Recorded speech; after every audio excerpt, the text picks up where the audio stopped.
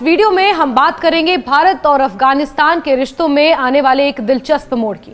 जी हां, अफगानिस्तान के विदेश मंत्री आमिर खान मुत्ताकी की आगामी भारत यात्रा का हम जिक्र करेंगे।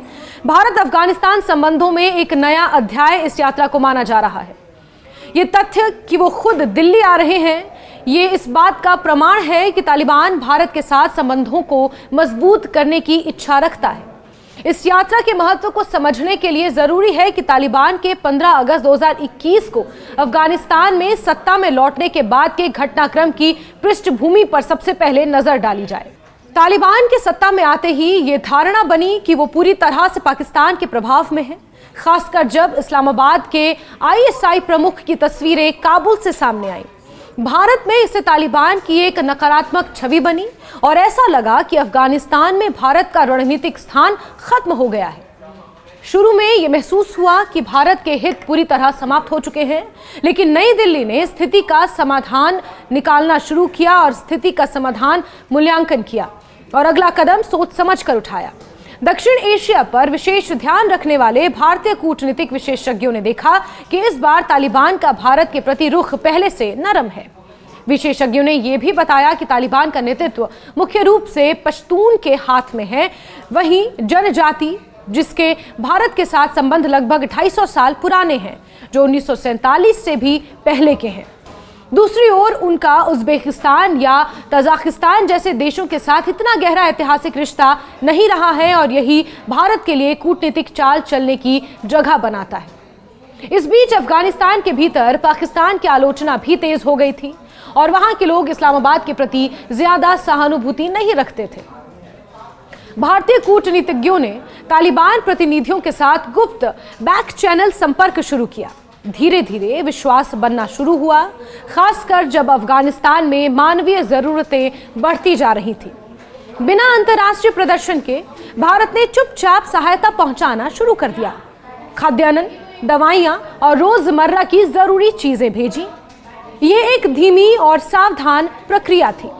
जून 2022 को वरिष्ठ भारतीय राजनयिक JP सिंह ने अफगानिस्तान का दौरा किया। जब दिल्ली की मुलाकात तालिबानी नेताओं, जिसमें आमिर खान मुत्ताकी भी शामिल थे, की खबर सामने आई तो ये क्षेत्रीय और अंतर्राष्ट्रीय पर्यवेक्षकों के लिए चौंकाने वाली थी।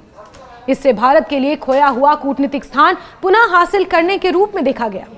बाद में मुत्ताकी ने पाकिस्तान पर पूरी तरह निर्भर रहने के बजाय सिंह से फिर मिलने की इच्छा जताई और एक तरह से उसे प्राथमिकता दी। इसके बाद भारत ने काबुल में अपना दूतावास फिर से खोला, सहायता बढ़ा दी, जिसमें गेहूं, दवाइयां और अन्य आवश्यक चीजें भेजी गईं।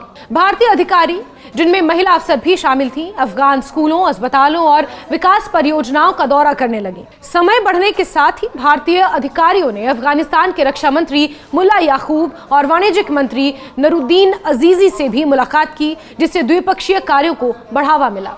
बड़ा प्रश्न ये रहा कि क्या भारत को तालिबान शासन को आधिकारिक मान्यता देनी चाहिए, जबकि संयुक्त राष्ट्र ने अभी तक उन्हें मान्यता नहीं दी है। इसके बावजूद भारत ने मानवीय सहायता जारी रखी, वीजा सेवाओं को सुधारा, कूटनीतिक बातचीत को आगे बढ़ाया।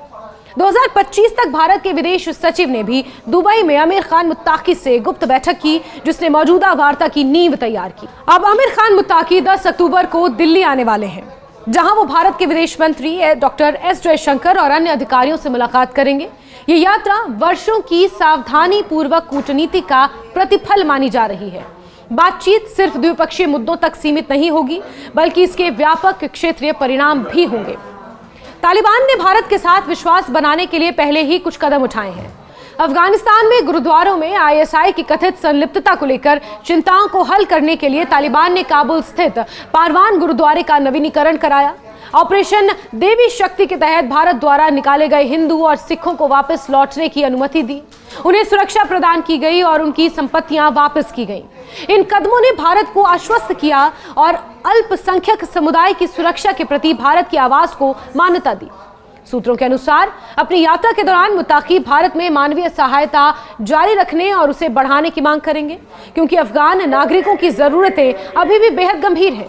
वो भारत को तालिबान शासन को औपचारिक तौर पर मान्यता देने, वीजा संख्या बढ़ाने, विकास सहायता को तेज करने और व्यापारिक संबंधों को मजबूत करने पर विचार करने के लिए भी प्रेरित कर सकते हैं। व्यापार के रास्ते में सबसे बड़ा अवरोध पाकिस्तान की दो तरफा ट्रांजिट अनुमति देने में हिचकिचाहट है। फिर भी भारत अफगानिस्तान के साथ वाणिज्यिक संबंध बेहतर बनाने के लिए वैकल्पिक नेटवर्क खोज रहा है।